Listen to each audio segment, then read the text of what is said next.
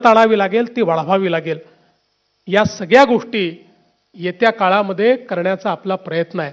आणि म्हणून गुंतवणुकीच्या मॉडेलकडे आपण सगळे लोक या ठिकाणी जाण्याचा प्रयत्न करतो आहोत. खरं म्हणजे मी कधी फार सांगत नाही, पण मीही शेतकऱ्याचाच मुलगा आहे. माझ्या घरी वडिलोपार्जित शेती आहे. माझे वडील स्वतः शेतकरी होते. आजही माझी शेती माझ्या गावामध्ये आहे. कोणी जाऊन पाहिलं तर माझ्या शेतीमध्ये आजही त्या ठिकाणी धानाची शेती होते. आणि जवळपास वयाच्या 25व्या वर्षापर्यंत वर्षातले 3 महिने गावी असायचो. वर्षातले 3 महिने मी गावी असायचो. माझ्या गावातले मित्र अजूनही आहेत. आणि घरी शेती होती, घरी आमराई होती, घरी ऊस होता. आमच्याकडे कारखाने वगैरे काही नव्हते मामा, त्यामुळे आम्ही ते कढईमध्ये त्या ठिकाणी गुळ तयार करायचो त्याच्यातनं. त्यामुळे गुऱ्हाळ होतं आमच्याकडचं. त्या गुऱ्हाळामध्ये ते गुळ तयार करायचं, त्याची राब काढायची, ती राब नंतर मटकीमध्ये ठेवायची, मग ती राब खायची.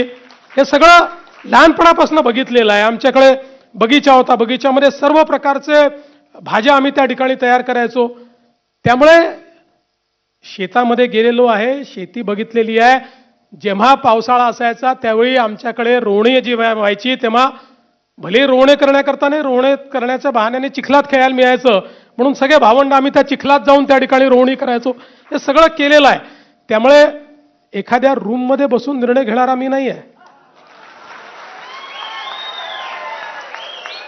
हे सगळं जवळून बघितलेलं आहे. शेती मातीशी संबंध आमचाही आहे. फक्त आम्ही कधी फार ते सांगत फिरत नाही की बाबा आमचा खूप संबंध आहे. त्यामुळे अनेक वेळा लोकांना असं वाटतं की शहरातनं निवडून येतात त्यांना काही समजतं का नाही समजत. महत्त्वाचं एवढंच आहे की जोपर्यंत शेतीची अर्थव्यवस्था ही आपण योग्य करणार नाही, जोपर्यंत त्या अर्थव्यवस्थेमध्ये आमूलाग्र बदल आपण घडवणार नाही, जोपर्यंत केवळ शेती नाही तर शेतीच्या नंतर त्याचं प्रोसेसिंग आहे, त्याला योग्य मार्केट मिळवून देणं आहे, त्याचं ब्रँडिंग आहे, या गोष्टी जोपर्यंत आपण करत नाही. आणि म्हणूनच मागच्या काळामध्ये मुख्यमंत्री असताना मी त्या ठिकाणी 2 योजना सुरू केल्या.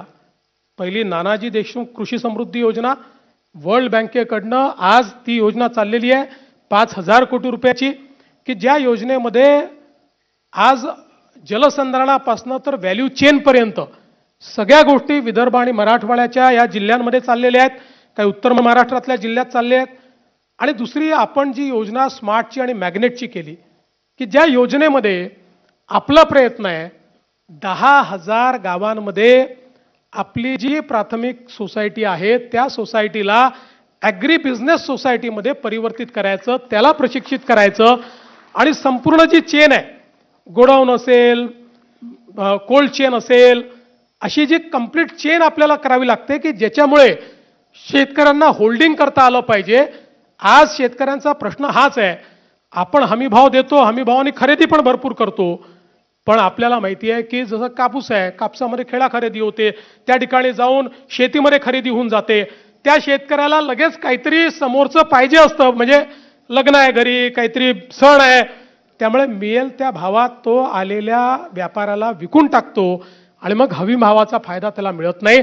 आणि म्हणून हमी भावाची विक्री होतपर्यंत त्याला ते योग्य ठिकाणी ठेवताही आलं पाहिजे आणि त्याच्यावर त्याला तारणही मिळालं पाहिजे, जेणेकरून त्याला कुठलंही त्यातनं अडचण येणार नाही.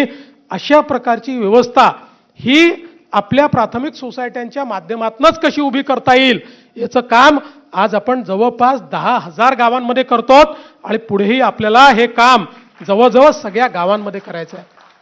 ही सगळी अर्थव्यवस्था बदलण्याचं काम हे आपल्याला निश्चितपणे या ठिकाणी करायचं आहे. आणि मला विश्वास आहे की आज जरी आपला शेतकरी अडचणीत आहे आणि मला हे दिसतंय की आपण जर फोकस काम केलं तर आज शेतकऱ्याला मदत करावी लागते. फोकस पद्धतीने काम केलं तर आजपासून 5, 7, 10 वर्षानंतर शेतकरी तुमच्या दारात येणार नाही, शेतकऱ्याला तुम्हाला मदत करावी लागणार नाही. आज आमचा फोकस हा शेतीसोबत इतक्या मोठ्या प्रमाणात उद्योगावर आहे. हा का आमचा उद्योगावर आहे? याचं कारण असं आहे की एकीकडे हळूहळू शेती क्षेत्रातला रोजगार कमी होणार आहे. तो याकरता कमी होणार आहे की पूर्वी असं होतं, शेत मोठं होतं, 4 मुलं हो का 6 मुलं हो, सगळे शेतीवर जायचे. आता ती परिस्थिती नाही आहे आणि हळूहळू शेतमजुरांची संख्याही थोडी कमी व्हायला लागली आहे. त्यामुळे हळूहळू आपण यांत्रिकीकरणाकडे येणार आहोत आणि म्हणून गावातल्या मुलांना केवळ शेती आणि शेतीतलं म्हणजे जी शेती 2 भाऊ करू शकतात तीच 4 भाऊ करतायत. त्यामुळे उरलेल्या 2 भावांचे जे श्रम आहेत त्याला पैसे मिळत नाही आहेत आणि म्हणून त्याला उद्योगाची जर जोड दिली तर उद्योगाच्या माध्यमातनं समजा 2 भाऊ उद्योगात गेले आणि 2 भाऊ शेतीत राहिले तर तिथलं अर्थकारण जे आहे ते पूर्णपणे बदलेल. आणि दुसरा प्रयत्न आहे, जवळपास पुढले 8 ते 10 वर्ष शेती क्षेत्रामध्ये पैसा टाकावा लागणार आहे. पैसा येईल कुठनं? राज्यामध्ये जर आपण आज या स्मार्ट सिटी तयार करतो, आपण नवीन मुंबई 3 करतो, मुंबई 4 करतो, इन्फ्रास्ट्रक्चर तयार करतो, उद्योगाकरता वेगवेगळ्या प्रकारचे मार्ग तयार करतो, याचं कारण हे सगळं केल्यामुळे राज्याच्या तिजोरीत पैसे येतात. तिजोरीतच पैसे आले नाही तर टाकणार कुठनं आहे? आज ज्यावेळेस शेतकऱ्यांना 40,000 कोटी रुपयाची कर्जमाफी आपल्याला द्यावी लागते, त्यावेळी लक्षात घ्या, एक रस्ता बनवायचा असेल तर बँक आम्हाला कर्ज देते, पण शेतकऱ्याच्या कर्जमाफी करता आम्हाला कर्ज मिळत नाही. ते आपल्याला 4 खर्च कमी करावे लागतात आणि राज्याच्या बजेटमधनं ते द्यावे लागतात. आणि म्हणून राज्याचं बजेट जर मोठं झालं नाही, राज्याच्या तिजोरीत पैसे आले नाही तर शेतकऱ्याचं कल्याण करणार कसं? आणि म्हणून आपला प्रयत्न आहे की एकीकडे शेती क्षेत्रातली गुंतवणूक वाढवायची आणि दुसरीकडे उद्योगाचं क्षेत्र आणि सेवा क्षेत्र या 2 क्षेत्रांमध्ये मोठ्या प्रमाणात गुंतवणूक आणायची. ती गुंतवणूक आणली की त्यातनं टॅक्सच्या रूपानं पैसा तिजोरीत येतो. आलेला पैसा शेतीच्या क्षेत्रामध्ये जर आपण लावू शकलो तर 8 ते 10 वर्षामध्ये हे क्षेत्र पूर्णपणे आपल्या पायावर उभं होईल आणि त्यानंतर या क्षेत्रात पैसा लावण्याची आवश्यकता असणार नाही. हेच क्षेत्र तुम्हाला पैसा देईल. अशा पद्धतीचं हे क्षेत्र आपल्याला उभं करायचं आहे. आणि म्हणून आज ज्या वेगवेगळ्या उपाययोजना आपण करतोय त्याच्यामध्ये सगळ्यात महत्त्वाची आपली उपाययोजना आहे ती आपला नदी जोड प्रकल्प. या महाराष्ट्रातला 52% भाग हा अवर्षण प्रवण आहे. 52% भागामध्ये आपल्याला पाहिजे त्या प्रमाणात पाऊस होत नाही. केवळ 48% भागामध्ये होतो. त्या 52% भागामध्ये जिथे कधी ना कधी दुष्काळ पडत असतो. आता या वर्षीचं अल निनोचं संकट आहे. या संकटाचा सामना आपल्याला करावा लागेल आणि म्हणून एकीकडे 52% भाग अवर्षण प्रवण आहे आणि दुसरीकडे तो विदर्भाचा भाग असो का कोकणाचा भाग असो, या ठिकाणी 200 TMC पाणी हे समुद्रात वाहून चाललेलं आहे. त्या पाण्याचा उपयोग होत नाही आणि म्हणून आपण हा निर्णय केला की आपल्याला हे वाहून जाणारं जे पाणी आहे हे आता तुटीच्या खोऱ्यामध्ये आणलं पाहिजे. आपलं गोदावरीचं जे खोरं आहे, ज्या खोऱ्यावर जवळपास 50% महाराष्ट्रातली शेती आणि महाराष्ट्रातलं पाणी अवलंबून आहे, ते तुटीचं खोरं आहे. तापीचं खोरं जे उत्तर महाराष्ट्रातलं आहे ते आपलं तुटीचं खोरं आहे.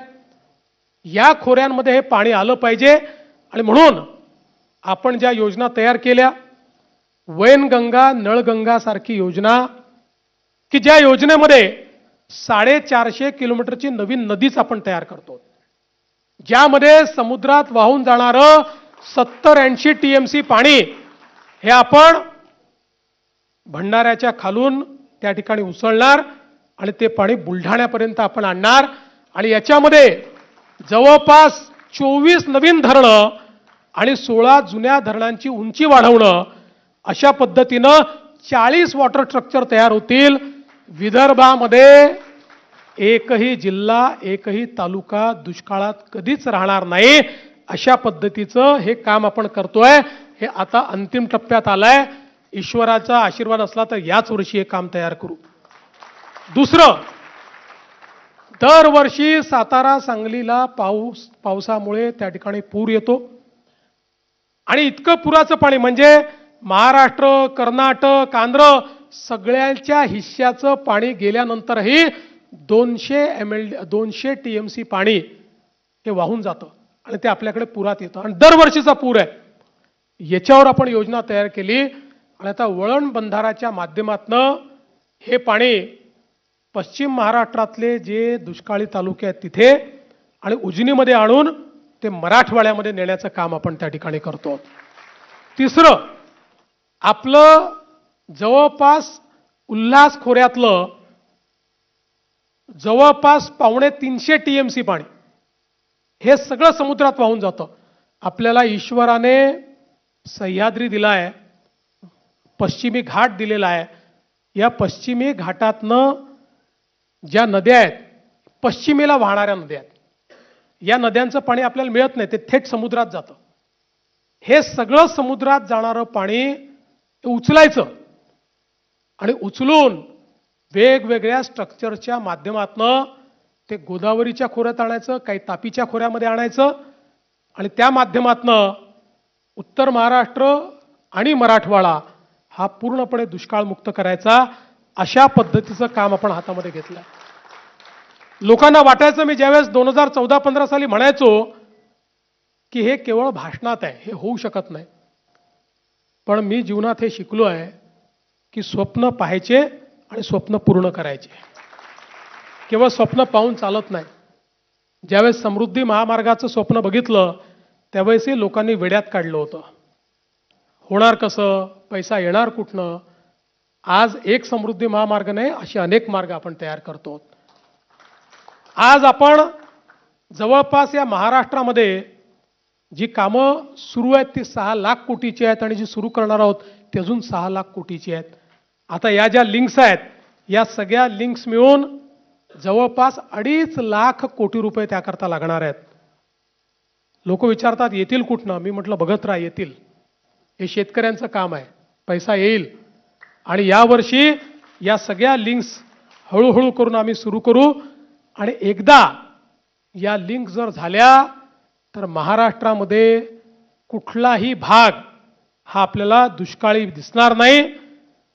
आपल्या पिढीने दुष्काळ बघितला, पुढची पिढी दुष्काळ पाहणार नाही.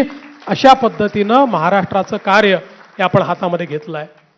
आणि म्हणून बंधू भगिनींनो, खरं म्हणजे सांगण्यासारख्या गोष्टी खूप आहेत, पण आपल्याला एवढंच सांगू इच्छितो की या क्षेत्राकडे आम्ही केवळ शॉर्ट टर्म म्हणून उद्याचा विचार या पद्धतीने पाहत नाही, तर गेल्या 10 वर्षामध्ये जितके वर्ष मला संधी मिळाली त्या संधीमध्ये लॉंग टर्मचा विचार, भविष्यातला विचार हा डोळ्यासमोर ठेवून या क्षेत्रातलं परिवर्तन करण्याचा प्रयत्न आपला आहे. टीका करणारे टीका करतात.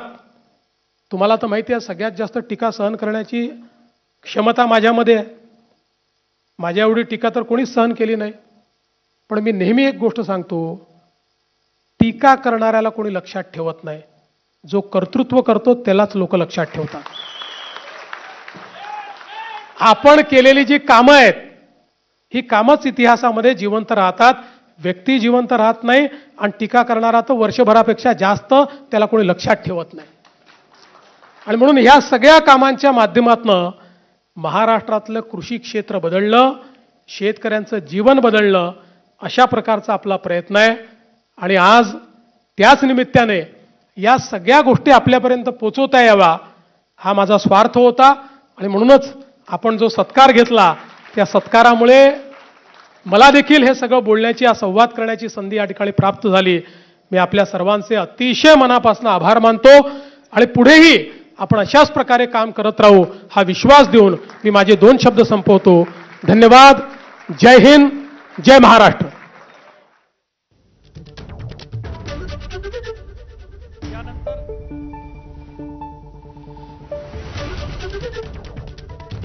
तेव्हा भारतीय किसान मोर्चानं मुंबईमध्ये जो फडणवीसांचा सत्कार समारंभ ठेवलेला होता, या सत्कार समारंभामध्ये मुख्यमंत्री देवेंद्र फडणवीस बोलत होते. यामध्ये त्यांनी अनेक जे मुद्दे आहेत ते सांगितलेले आहेत. याशिवाय कर्जमाफी यासोबतच आगामी काळामध्ये राज्य सरकारकडनं शेतकऱ्यांसाठी कुठल्या योजना राबवल्या जातील, त्याला शेतीला उद्योगाची कशी जोड दिली जाईल, याशिवाय जे वेगवेगळे प्रकल्प आहेत ते कशा पद्धतीनं राबवले जातील, ते कसे प्रत्यक्षात आणले जातील याबद्दल त्यांनी आपल्या भाषणामध्ये विविध मुद्दे मांडले.